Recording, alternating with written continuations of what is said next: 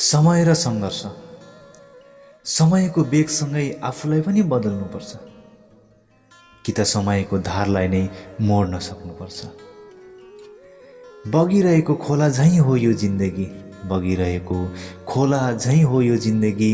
अवस्था अनुसार कतै थामिन त कतै बढ्नुपर्छ।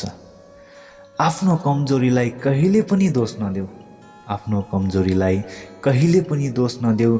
अँध्यारो छ भन्दैमा पाइलाहरूलाई रोक्न नदेऊ।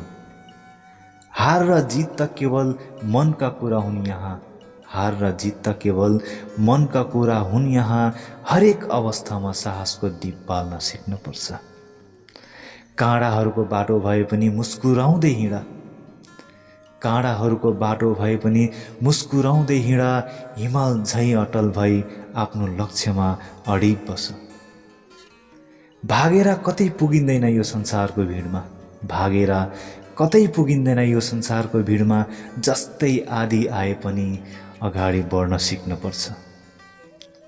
समयलाई दोष दिएर कतिन्जेल बस्ने र, समयलाई दोष दिएर कतिन्जेल बस्ने र।